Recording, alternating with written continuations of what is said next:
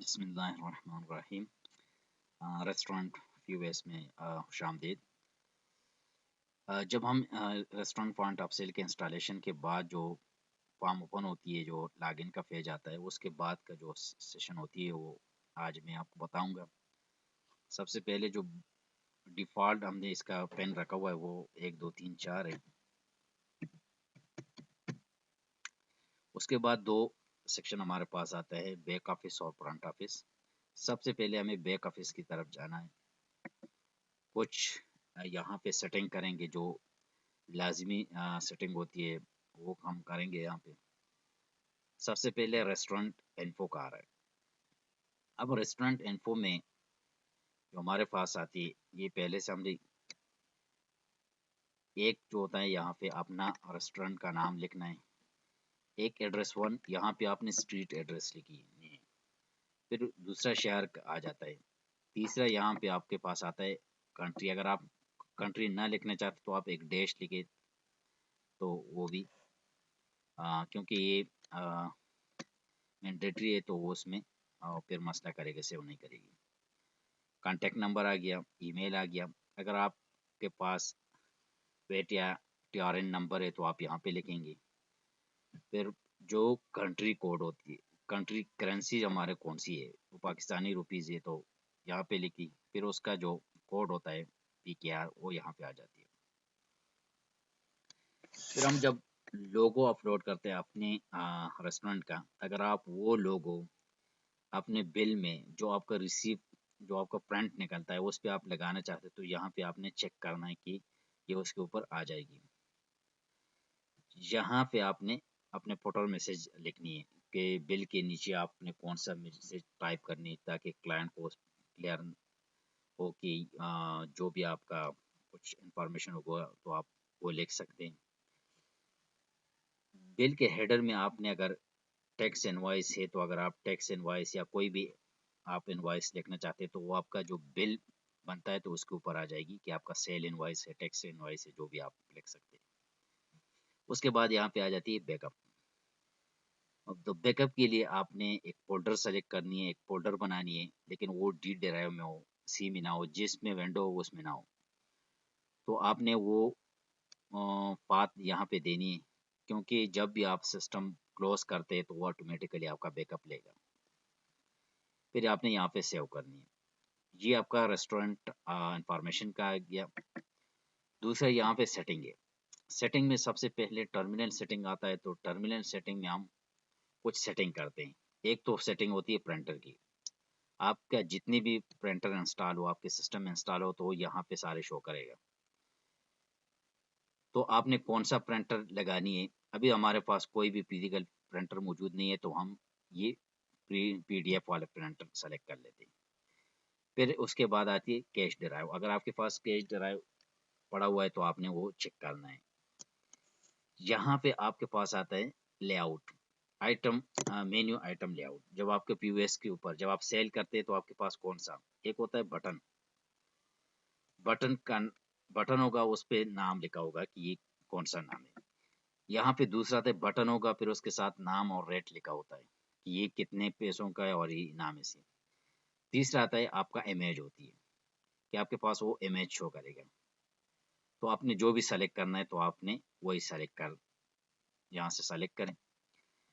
तीसरे यहाँ पे आता है पोल कस्टमर डिस्प्ले। एक होता है ना कस्टमर डिस्प्ले, एक पोल सा होता है जिसपे कस्टमर को दिखाई देगा कि मेरा टोटल बिल कितना बना। तो अगर आपके पास पोल डिस्प्ले है तो आपने इसको चेक करना है। अगर नहीं है तो आप एज इट इज रहना है। ये आप अनचेक होगा, जो बाय डिफॉल्ट ये अनचेक है तो अनचेक रहने दें। यहाँ पे कॉलर आईडी है। अगर आपके पास कोई इस तरह की कॉलर आईडी मौजूद है, जो फॉर एग्जांपल आपके पास एक कॉलर आईडी आपने लगाया है, जो बंदा आपको कॉल करता है तो ऑटोमेटिकली उसका नंबर आपकी जो होम डिलीवरी है या टेक अवे है तो उसके ऊपर आ जाएगी। अगर किसी ने कॉल किया कि भाई ये एड्रेस है, तो आप एड्रेस लिखोगे, उसका नंबर ऑटोमेटिकली वहाँ पे आ जाएगा। तीसरा यहाँ पे कलर डिस्प्ले है। कलर डिस्प्ले में ये है कि आपने डुअल स्क्रीन लगाए, एक काउंटर वाले का है और एक कस्टमर को, जो कस्टमर को दिखाई देगा कि एक चीज़ मतलब जो भी आइटम है वो उन्होंने कितने पे लगा दिया तो उसको साफ उसको नज़र आएगा।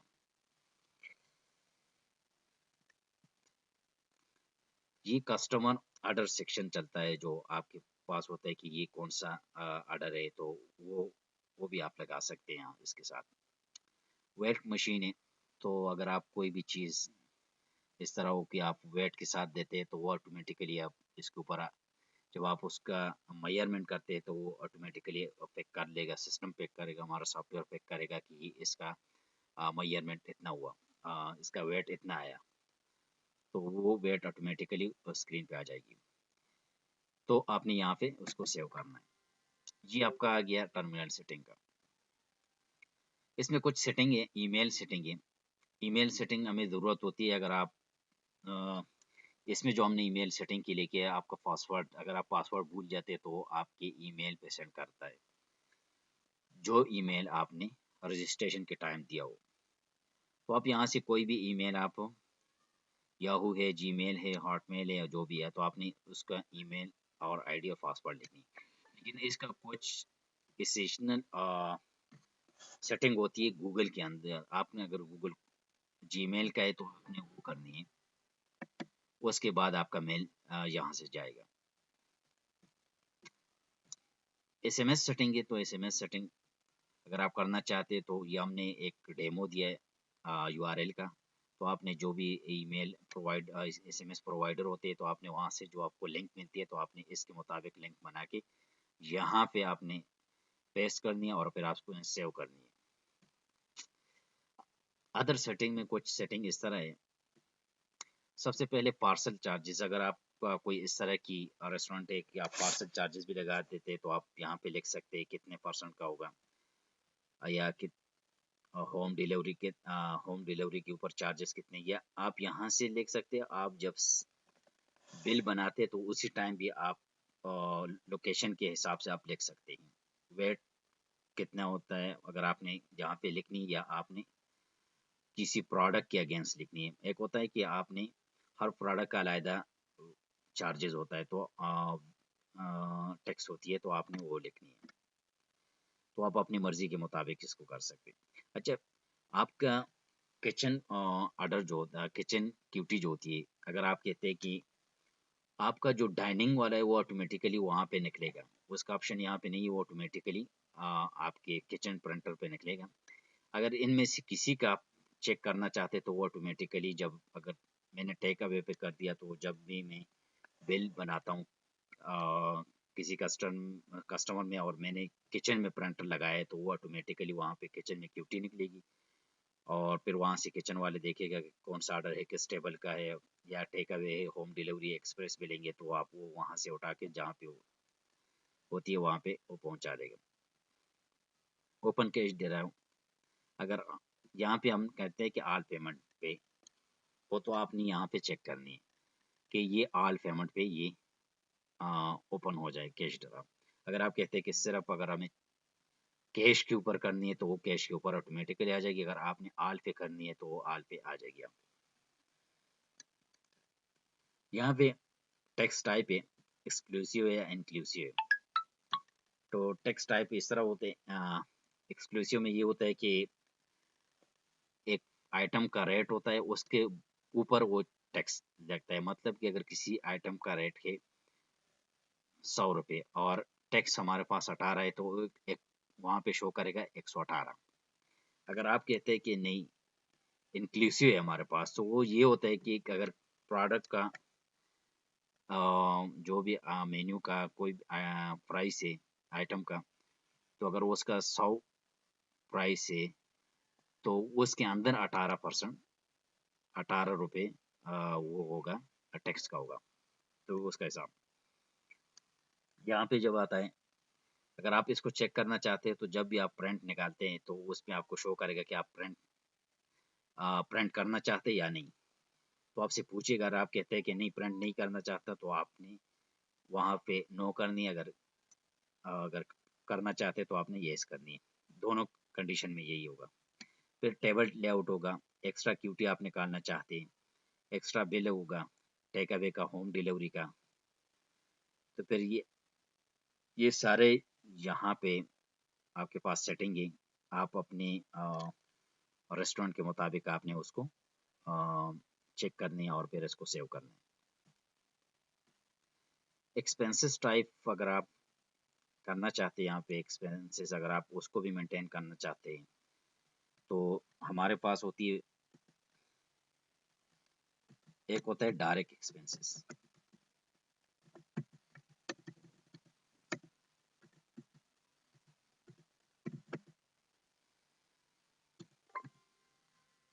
और एक होती है इनडायरेक्ट एक्सपेंसेस।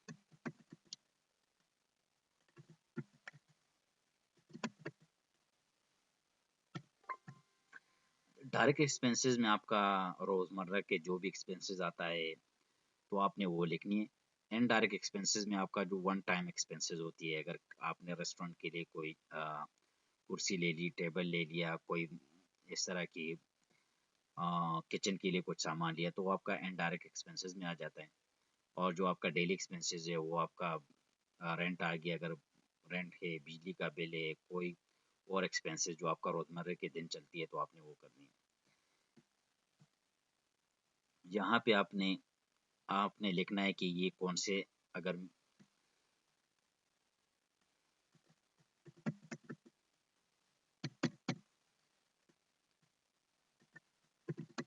ये मैंने रेस्टोरेंट रेंट लिखा तो इसको मैंने डायरेक्ट में डाल दिया और आप सेव कर दिया। तो आपने इस तरह की सेव करनी है अगर आपने अपनी एक्सपेंसेस करना, एक्सपेंसेस को मेंटेन करना चाहते हैं।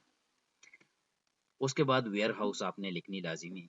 वेयर हाउस क्योंकि रेस्टोरेंट के अंदर होती है, वेयर हाउस होती है, तो वेयर हाउस में पहले जो आपका रॉ मटेरियल आता है वो वेयर हाउस में आता है, फिर आपने किचन में ट्रांसफ़र करनी होती है, तो आपने उसी तरह करना है। मैंने वैसे W1 लिखा, आप एक सूटेबल नाम भी रख सकते हैं इसके लिए।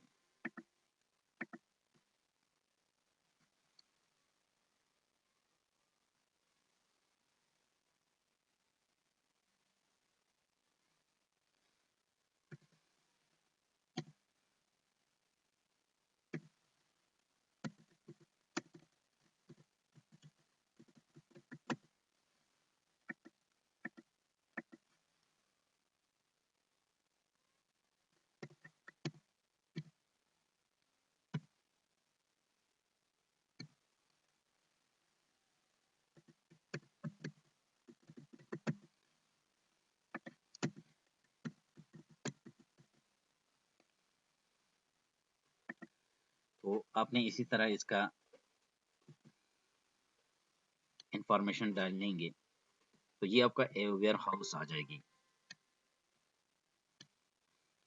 फिर उसके बाद आता है नोट मास्टर। नोट मास्टर में आपका एक होता है, आप रन टाइम कुछ चीज़ लिखते हैं।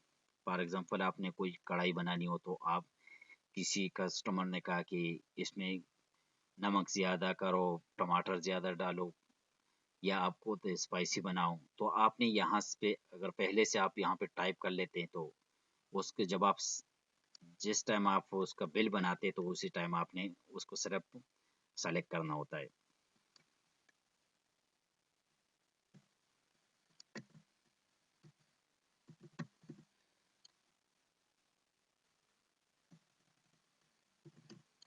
ये मैंने वैसे देखा स्पाइसी। ये मैं आपको बताता हूँ कि ये कहाँ पे शो होता है, जब हम कोई प्रोडक्ट की सेल करेंगे। उसके बाद आता है प्रोडक्ट कैटेगरी। अच्छा, ये कैटेगरी आपका जो यहाँ पे शो कर रही है, ये आपका रॉ मटेरियल का जो कैटेगरी होती है। फॉर एग्जांपल हमारे पास आता है मीट, तो मीट में हम सब कुछ डाल देते, ड्रिंक आता है,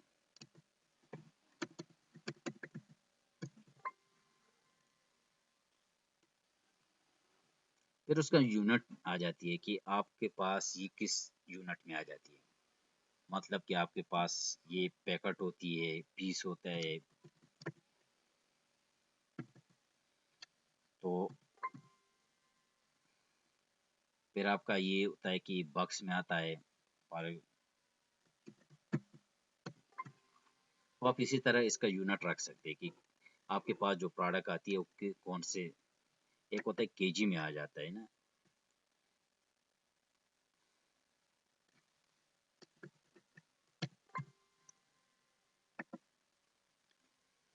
अच्छा, वर्क पीरियड आपका उस टाइम बनेगा जब आप सेल करते हैं, जब आप क्लोजिंग करते हैं तो उसके बाद आपको वर्क पीरियड बनेगी। टेबल लेआउट और टेबल साइन, ये हम टेबल लेआउट आप यहाँ पे बना सकते हैं। कोई भी आपके पास अगर टेबल हो तो आप उस टेबल का लेआउट बना सकते हैं, लेकिन हमने इसको चेंज किया, वो हमने उसी जगह पे बनाई है। मैं आपको जब टेबल बनाता हूँ तो मैं आपको उस टाइम दिखाऊंगा। दूसरा थे टेबल्स असाइन, आप किसी वेटर को टेबल असाइन करते हैं। हमारे पास कितने टेबल है, आप 2 टेबल है इस टाइम बना हुए, तो आपने किस यहाँ पे अब ये वेटर आ गया तो उसको आपने कौन सा टेबल असाइन करना है कि ये इसी टेबल का ऑर्डर लेगा, तो आप यहाँ से कर सकते हैं। फिर उसके बाद प्रमोशन आ जाती है, आप प्रमोशन भी कर सकते हैं, किसी भी आइटम की प्रमोशन आप कर सकते हैं। हमारे पास बहुत से आइटम बनी हुई हैं, तो आप उसको कौन से डे में कितने रेट में किस टाइम से किस टाइम तक आप उसका प्रमोशन लगा सकते हैं, तो वो ऑटोमेटिकली जब आप बिल बनाते हैं तो उसके ऊपर वो प्रमोशन आ जाएगी कि ये प्रमोशन में और इसका प्राइस ये होगा। और जब ये टाइम ख़त्म हो जाती है, एक्सपायर हो जाती है, वो प्रमोशन ऑटोमेटिकली ख़त्म हो जाएगी। वॉलेट वॉलेट हमारे पास यहाँ पे हो जाती है। ये किसी भी इंटीग्रेटेड नहीं है इजी पैसे के साथ, या लेकिन वॉलेट में ये होता है कि अगर कोई किसी के पास उस टाइम अगर कोई बंदा पेमेंट इजी पैसा जेस कैश से करवाना चाहता है, तो उसमें आप सिर्फ सेलेक्ट करेंगे कि इसने इजी पैसा पे किया और जेस कैश भी किया। जब आप क्लोजिंग करते हैं तो वहाँ पे आपके पास शो करेगा कि आपके पास इजी पैसे में इतने पैसे आ गए, आपने कैश में इतने ले लिए और आपके पास जेस कैश में इतना आया, तो आप उसके सर पे हिसाब लगा सकते हैं। ये किसी भी इंटीग्रेटेड नहीं है जेस कैश, लेकिन सिर्फ उसमें ये होगा कि आपको इंफॉर्मेशन होगी कि मेरे इसी पैसे में इतने आया, कि ताकि आपको क्लियर हो जाएगी आपका सारा दिन का। उसके बाद यहाँ पे आ जाती है यूजर राइट्स। आपने कोई भी यूजर बनाया हो तो आप उसको राइट्स देंगे। फॉर एग्जांपल ये सुपर एडमिन है, उसके बाद अगर आपने कोई एडमिन बनाया हो या कोई भी आप बना सकते हैं सुपर, तो आपने उसको राइट्स देना है कि ये कौन सी चीज़ को सेव कर सकते हैं, अपडेट कर सकते हैं, डिलीट कर सकते हैं और व्यू कर सकते हैं। अगर आप किसी को कोई चीज़ दिखाना नहीं चाहते तो आपने उसको एम्प्टी करनी है, तो ये उस यूज़र के लिए आप राइट्स बना सकते हैं। यहाँ पे मेन्यू का वो बटन का साइज और वगैरह उसका कलर वगैरह आप कर सकते हैं, ये डेवलपर का काम है, वो आप छोड़ दें। और ये अच्छा, ये आ गया हमारे पास जो मैंडेटरी थी, लाजिमी चीज़ें थी जो रेस्टोरेंट में जब स्टार्ट करने में, तो आप इसको कर सकते थे।